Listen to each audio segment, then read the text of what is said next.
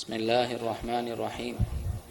கண்ணியமானவர்களே, 3 அடிப்படையான விடயங்களை இன்றைய நாளிலே இந்த நேரத்திலே பேச வேண்டும் என்று நினைக்கின்றேன். முதலாவது விடயம், வாழ்க்கையிலே நாம் எதிர்த்தவர்களும் இருக்கிறார்கள், நம்மை எதிர்த்தவர்களும் இருக்கிறார்கள். நமது எதிரிகள் அது நாம முடிவு செய்த எதிரிகள் தான். ஆனால் அல்லாஹ் முழு மனித சமூகத்தையும் பார்த்து சொல்றான், உங்களுக்கு ஒரு எதிரி இருக்கிறான் என்று. அதுதான் ஷைத்தான். முழு மனித சமூகத்துக்கும் அவன் தான் எதிரி. கண்ணியமானவர்களே, இந்த ஷைத்தான் இவனுடைய ஆரம்பம் மலக்குமார்களுடைய ஒரு தலைவனாக, அவர்களுக்கு ஒரு சிறந்த ஒரு ஆசானாக, புத்தி உள்ளவனாக இருந்தார். எப்பொழுது அல்லாஹு தாலா ஆதம் அலைஹிஸ்ஸலாத்தை படைத்து உஸ்ஜுது, நீங்கள் சுஜூது செய்யுங்கள், சிரம் பணியுங்கள் என்று சொன்ன நேரத்திலே அபா வஸ்தக்பர, இவன் சொன்னான், நான் இவ்வளவு பிரம்மாண்டமான படைப்பு, நெருப்பினால் படைக்கப்பட்டவன், கேவலம் இந்த மண்ணால் படைக்கப்பட்ட களிமண்ணால் படைக்கப்பட்ட மனுஷனுக்கு நான் சிரம் பணிவதா என்று தன்னுடைய பெருமையை வெளிப்படுத்தினான். அல்லாஹ் அந்த நொடி அவனை சாபமிட்டான், சபித்தான், அந்த வானத்தை விட்டும் துரத்தினான். கண்ணியமானவர்களே, அந்த நேரம் இவன் அல்லாஹ்ட்ட ஒரு சபதம் ஒன்று எடுத்து கொண்டு வந்தான். என்ன சபதம் என்று சொன்னா, கால ரப்பி பிமா அகுவைத்தனி லவ் ஸய்யனன்ன லஹும் ஃபில் அர்லி வல உக்வியன்னஹும் அஜ்மஈன். அல்லாஹ், நீ என்னை துரத்தி விட்டாய், என்னை விரட்டி விட்டாய். நான் இப்பொழுது செய்ய போற வேலை என்ன தெரியுமா? இந்த மனித சமுதாயத்துக்கு இந்த உலகத்தை துன்யாவை அலங்கரிச்சு காட்டுவேன். லவ் ஸய்யனன்னஹும், இவர்களுக்கு நல்ல அழகா அலங்கரிச்சு காட்டுவேன். வல உக்வியன்னஹும் அஜ்மஈன், அவ்வளவு பேரையும் மடையனாக்குவேன் என்று சொல்லிட்டு வந்திருக்கிறான். கண்ணியமானவர்களே, அல்லாஹ் முதலாவது ஷைத்தானுடைய தன்மையில் எச்சரிக்கின்றான், இவன் ஒரு எதிரி. இதை முதல் மனசுல வச்சுக்கொள்ளணும். எங்கட எதிரி, அவனை நண்பனாக்குனா நாங்க புத்திசாலியா? அல்லாஹ் முதலாவதே சொல்றான், உங்களுடைய எதிரி. எப்படி சொல்றான்? இன்ன ஷைத்தான லகும் அதுவுன், நிச்சயமாக ஷைத்தான் உங்களுடைய எதிரி. ஃபத்தஹிதுஹு அதுவா, நீங்கள் அவனை எதிரியாகவே பாருங்கள். இன்னமா யதுஉ ஹிஸ்பஹு, நிச்சயமாக அவனை ஃபாலோ பண்றார்கள், அவன் எங்க தெரியுமா கூட்டிட்டு போவான்? லியகூனு மின் அஸ்ஹாபிஸ் ஸஈர், கொழுந்து விட்டு எரியும் நரகத்துக்குரியவங்களாக உங்களை ஆக்கி விட்டுருவான் என்று அல்லாஹ். இரண்டாவது அல்லாஹ் சொல்றான், யா அய்யுஹல்லதீன ஆமனு, ஈமான் கொண்ட மக்களே, மூமின்களே, லா தத்தபிஉ குதுவாதி ஷைத்தான். ஷைத்தானுக்கு ஒரு வழி இல்லை, பல வழி இருக்கு. அவன் திட்டம் போடுவான்.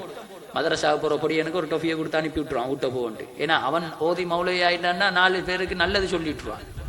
நல்லா திருமணம் முடிச்சு அன்போட பண்போட பாசத்தோட நேசத்தோட இரக்கத்தோட நடந்துட்டு இருக்கிற கணவன் மனைவிக்குள்ள பிரச்சனையை உண்டு பண்ணி விட்டுருவான், குடும்பங்களுக்குள்ள பிளவை உண்டு பண்ணுவான். இது ஒன்று பெரிய ஒரு திட்டம். ஒவ்வொரு திட்டம் இருக்கு. செய்தி அல்லாஹ் சொல்றான், இவன்ட குத்துவாத்துகள் ஒரு திட்டம் இல்ல, பல திட்டம் இருக்கு. இதுல எதுலையும் நீங்க பெய்த்திராதீங்க, ஃபாலோ பண்ணிடாதீங்க. ஒமையத்தவே குத்துவாதி ஷைத்தான், நல்லா விளையும் கொள்ளுங்க. அவன் திட்டத்தை நீங்க ஃபாலோ பண்றீங்கடா, ஃபைன்னஹு யஅமுரு பில் ஃபஹ்ஷா, அவன் அல்லாவே டைரக்டா சொல்றான், அவன் சொல்றது ஒன்று கேவலத்தை தான் சொல்லி தருவான். பாவமான காரியத்தை தவிர அவன் சொல்றது எதுவுமே கிடையாது. பில் ஃபஹ்ஷாய் வல் முன்கர், எப்படியாப்பட்ட பாவம்டா மனித சமூகமும் அதை வெறுக்கும் மானக்கேடான விஷயத்தை தான் அவன் சொல்லுவான். நல்லா தொழில் செஞ்சுட்டு இருந்தோம், கொஞ்சம் பொய்ய சொல்லி விற்போம், பழைய மாடலை நியூ மாடல் என்று சொல்லி விற்போம் என்று கேவலமான விஷயங்களை தான் சொல்லி தருவான். எனவே கண்ணியமானவர்களே, அல்லாஹ் அடுத்தது சொல்றான், ஷைத்தானுடைய திட்டத்தில் அடுத்தது வஸ்வாசும் ஃபித்னா. ஷைத்தான் மனுஷன் உள்ள சில குழப்பங்களை, சந்தேகங்களை, அதே மாதிரி பல பிரச்சனைகளை சமூகத்துக்குள்ள உண்டு பண்ணுவான். அல்லாஹ் சொல்றான், ஃபவஸ்வஸ லஹும ஷைத்தானு லியப்திய லஹுமா மா உரிய அன்ஹுமா மின் சவாத்திமா. ஆதம் அலைஹிஸ்ஸலாமும் ஹவ்வா அலைஹிஸ்ஸலாமும் எங்க இருந்தாங்க? இவ்வளவு பெரிய ஒரு மகத்தான இடம் அந்த சுவர்க்கம். என்ன இல்லை அங்க? இவங்களை பெய்த்து இவங்களோட ஆடைகள் மறைந்திருந்த அந்த மர்மசானத்தை இவங்களுக்கே திறந்து காட்டினான். எப்படி? உள்ளத்துல போட்டான். என்ன தெரியுமா? நீங்க 2 பேரும் இந்த இருக்கிற பழத்தை அல்லாஹ் தாலா சாப்பிட வேணாம்னு சொன்ன என்னத்துக்கு தெரியுமா? அவு தக்கூனா ஹாலிதீன். அல்லாஹ் சொல்றான், நீங்க இந்த பழத்தை சாப்பிட்டீங்கன்னா ஒன்று மலக்கான், 2 பேரும் மலக்கா மாறிடுவீங்க. அடுத்தது இந்த சொர்க்கத்துல நீங்க நிரந்தரமா இருந்துருவீங்க. அதனால தான் அல்லாஹ் தாலா அந்த பழத்தை சாப்பிட வேணாம்னு சொல்றான். நீங்க சாப்பிடுங்க, அது சரியா வந்துடும் என்று சொல்லித்தான். அவனோட திட்டம் அப்படித்தான் இருக்கும். குழப்பங்கள் வசுவாசெல்லாம் அப்படித்தான் போடுவான். சரியா தான் போடும் நம்ம மண்டையில. அது செஞ்சதுக்கு பிறகுதான் அதுல விளைவு விளங்கும் எங்களுக்கு. அப்ப அல்லாஹ் சொல்றான், அஷ்ஷைத்தானு யஇதுகுமுல் ஃபக்ர வ யஅமுருக்கும் பில் ஃபஹ்ஷா. நீங்க நல்ல மனசோடு செலவழிக்க வருவீங்க, ஷைத்தான் ஃபக்ரை காட்டுவான் உங்களுக்கு.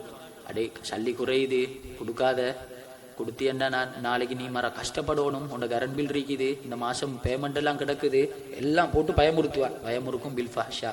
அவன் திரும்ப திரும்ப பாவத்தை தூண்டுவான், நல்லது செய்ய விட மாட்டான். நான் நேற்று வந்த அனாதை இல்லத்தை பற்றி பேசினேன். அப்போ அங்கே ஒரு தடவை இருக்க போக்குள்ள ஒரு கல்யாண சோடி வந்தாங்க. கையால் ஒரு அமௌண்ட் ஒன்று தந்தாங்க. தந்து போட்டு அந்த இல்லத்தின விஷயங்களை சொல்ல போகல அந்த அந்த மண்பெண்ணுக்கு மனசு உருகி கையில் மாப்பிள்ளை போட்ட மோதிரத்தை கழட்டிட்டாங்க. நாங்கள் இதை வச்சு நீங்கள் பிள்ளைகளுக்கு செலவழிங்கண்டு. அப்போ நாங்கள் என்ன செஞ்சோம், நகையே எங்களுக்கு சல்லி வந்தால் ரிசீட்டை போட்டு கொடுப்போம், நகை வந்தால் நாங்கள் என்ன செய்கிற அந்த நொடி நான் சொல்லிட்டேன், நீங்கள் இதை பணமாக வேணுமெண்டா மாற்றி தாங்க, நகையை நாங்கள் ஒன்றும் செய்யலான்னு. நான் இந்த சம்பவத்தை எங்களோட பொறுப்புதாரிட்ட சொன்னேன். அப்போ பொறுப்புதாரி எனக்கு ஒரு விஷயத்தை செஞ்சார். ஹஸ்ரத், நீங்கள் பயந்த ஒரு விஷயத்த செஞ்சீங்க நல்லா, ஆனால் இப்போ இவங்க இந்த மோதிரத்தை எடுத்துட்டு வீட்டை போனதுக்கு பிறகு அங்கே ஷைத்தான் இவங்களோட உள்ளத்தில் போடுவான், அதான் சல்லியை கொடுத்துட்டமே மரணத்துக்கு இதை கொடுக்க, இது மாப்பிள்ளை போட்டதே அடுத்து திரும்பவும் கைக்கு போய்த்திரும். அந்த நொடி வந்துச்சே அதை வாங்கி எடுத்துருங்க ஹஸ்ரத் என்று சொன்னார். எனக்கு கண்ணியமானவர்களே, அந்த நொடி எங்களுக்கு உதவி செய்ய மனசு வருதா, செஞ்சிருங்க, லேட் பண்ண வேணாம். நலவுகளுக்கு லேட் ஆகாது. திருமணம் பேசினா முடிச்சிடணும். அதை வச்சுட்டு ஃபோனில் இழுத்து அடித்து வருஷக்கணக்கில் அப்படியெல்லாம் அறியப்படாது. எந்த ஒரு நலவாக இருந்தாலும் உடனே செஞ்சிடணும். தொழுகிறதுக்கு டைம் கிடைக்குதா, தொழுதுருங்க. கொஞ்சம் டைம் இருக்குதான், இன்னும் அசருக்கு டைம் இருக்க தொழுண்டு விட்டுறாதீங்க.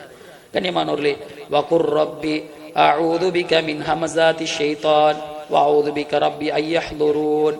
எனவே இந்த ஷைத்தானுடைய கேவலங்கள் திட்டங்கள்ல இருந்து நீங்கள் பாதுகாப்பு தேடுங்கள்.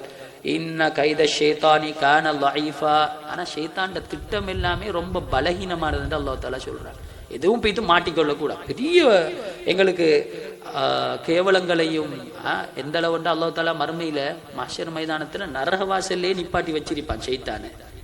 இவங்க எல்லாரும் என்ன செய்வாங்கன்னு சொன்னா, இந்த ஆக்சிடென்ட் பட்டா நம்மள தான் தவறு, சும்மா அவனோட கேட்கிற இவன் தேவையில்லாம சிக்னலை போடாம மாறினே தவறு நம்மல்ல. கண்ணியமானவர்கள், இதே மாதிரி தான் மறுமையில செஞ்ச பாவத்தெல்லாம் ஒத்துக்கொண்டு திரும்பி பார்த்தா அங்க நிப்பான் ஷைத்தான். இவங்க சொல்ற இந்த இவனால தான் நாங்க மாட்டுன, இவன் தான் எங்களை வழி கெடுத்த. அவன் சொல்லுவான், நான் அவங்களோட கையை பிடிச்சிட்டு போயிட்டு இந்த பாவத்தை செய்யன்னு சொன்னேன், நான் சும்மா ஊதி விட்டேன் உள்ளத்துல, ஆனா நீங்க தானே இந்த பிள்ளைக்குள்ள போனீங்க என்று அவன் தப்பிச்சிருவான். ஆனா எல்லாரும் சேர்ந்து அவனுக்கு பின்னால தான் நரகத்துக்கு போற நிலைமையா ஆயிடும்.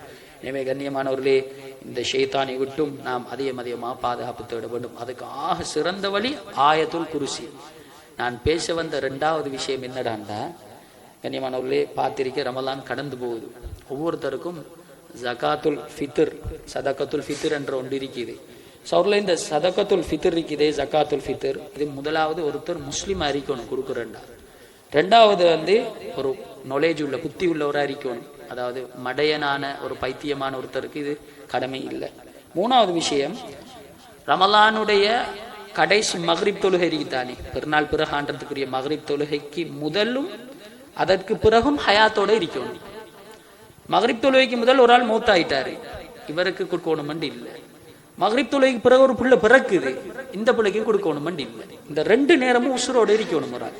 அப்படி இருந்தா மட்டும்தான் கொடுக்கணும். 4வது விஷயம், பெருநாள் தினம் தனக்கு தேவையான அளவுக்கு தானியங்கள், அரிசி, சாப்பாடு எல்லாம் இருக்கத்தக்கன மேலதிகமாக இருந்தால் தான் கொடுக்கணும். ஆக ஃபக்கீரான கஷ்டமாக இருக்கிறவங்களுக்கு கொடுக்கணும் இல்லை.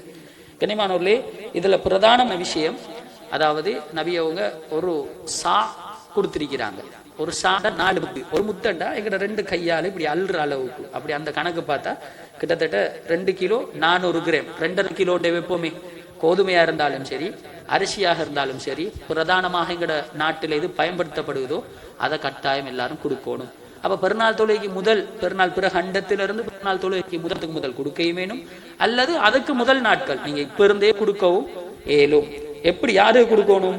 முதலாவது உங்களுடைய மனைவிக்காக கொடுக்கணும், உங்களுடைய பிள்ளைகளுக்காக கொடுக்கணும், உங்களுடைய தாய் தகப்பன் உங்களோட செலவுல இருக்கிறவங்க, பிள்ளைகளா இருந்தாலும் உங்களோட செலவுல இருக்கணும். சில பேர் வாப்பம்மா இவங்க கல்யாணம் முடிச்சு புள்ள வைத்திருப்பாங்க, ஆனா அவங்க இன்னும் ஜொப்ல இருப்பாங்க, அவங்களுக்கு கொடுக்கணும் இல்லை. அவங்க உங்களோட பராமரிப்புல இருக்கிறாங்களா, அவங்களுக்கு கொடுக்கணும்.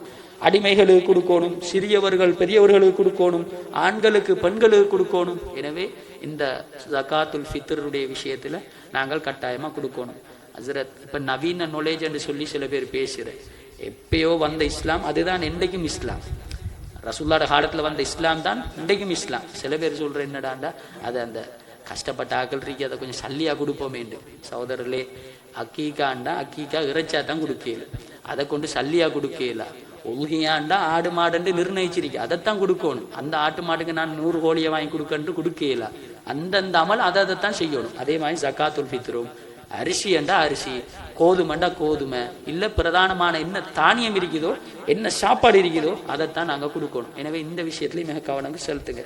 3வது பேச வந்த விஷயம் என்னடாண்டா, இப்போ நாங்கள் எல்லாரும் பெருநாளைக்கு உடுப்படுத்து திருறோம். என்ன நாம் ஆம்பளை, நமக்கு டிஷர்ட் போட்டாலும் உண்டு, டிஷர்ட்டை கலட்டினாலும் உண்டு. ஆனால் எங்களோட பெண் பிள்ளைகளை கூட்டிக் கொண்டு நாங்கள் நிறைய இடங்களுக்கு உடுப்பு எடுக்கிறதுக்கு போகிறோம். போகிற இடத்துல மெட்டீரியல் பிரச்சனை அல்லது பிராண்ட பிரச்சனை இருக்கிறதுனால நாங்கள் அந்த பெண் பிள்ளைகள் என்ன செய்கிறேன்டா அவசரத்துக்கு போய்த்து, ஏன்னா சனமாகவும் இருக்கும் இந்த டைம் பெருநாள் சீசன் சனம், போய்த்து உடனே அந்த ட்ரெஸ் சேஞ்ச் பண்ணுற ரூமுக்குள்ளே போய்த்து டக்கண்டு உடுப்புகளை மாற்றிட்டு வார. சகோதரர்களே, மிச்சம் கவனமாக இருங்க. நேற்று கூட தலவத் கடையில் ஒருத்தர் அரெஸ்ட் பண்ணியிருக்கிறாங்க. அவர் எப்படி செட் பண்ணியிருக்காருண்டா, அந்த 3 ஃபிளக் இருக்குதானே, இந்த 3 ஃபிளக்ல மேலுக்கு பெரிய ஒரு துவால் ஒன்று இருக்கும், கீழுக்கு 2 துவாலை இருக்கும். இந்த மேல் துவாலைக்குள்ள கேமரா இருக்குது, யாருக்கும் விளங்காது. இப்போ அவசரத்துக்கு போறவங்க அடுத்தடுத்து போனில் ஆக்கள் ரீபோக்குள்ள இதை யோசிப்பாங்களா? இல்லே, சடபடன்னு மாத்தியாச்சு. பெண் பிள்ளைகள் நாம பொத்தி பாதுகாத்து வீட்டுக்குள்ள வளர்த்து வந்த பிள்ளைகள் அங்க போய் உடுப்பை கழட்டிட்டு மானம் பெய்த்தண்டா 200 வீடியோ அவரோட போன்ல இருந்து எடுத்திருக்கிறாங்க. சின்ன பிள்ளைகள், குமரியல், கல்யாணம் முடிச்சவங்க, வயசானாக்களுக்கு நிறைய பேர் வீடியோ ஒரு ஃபோன்ல இருந்து எடுத்து ஆளை அரெஸ்ட் பண்ணிருக்கிறாங்க. அது உடுப்பு பார்த்த போனால் நல்லா நோட் பண்ணிருக்குது போல. எனவே எங்களுக்கு சில நேரம் நம்பிக்கையாக இருக்கலாம் சகோதரர்களே. எனவே நீங்க எதுவும் உடுப்பு வாங்கினீங்கன்னா ஒரு எக்ஸ்கியூஸ் கேளுங்க. நீங்க வேணும்னு சொன்னா உங்களோட வெஹிக்கிளுக்கு போட்டு பார்க்கலுமா அல்லது வீட்டுக்கு கொண்டு வந்து போட்டு பார்க்கலுமா, தாராளமா போட்டு பார்த்துட்டு கொண்டு கொடுங்க. இதை நிச்சயம் பண்ணிடலாம்.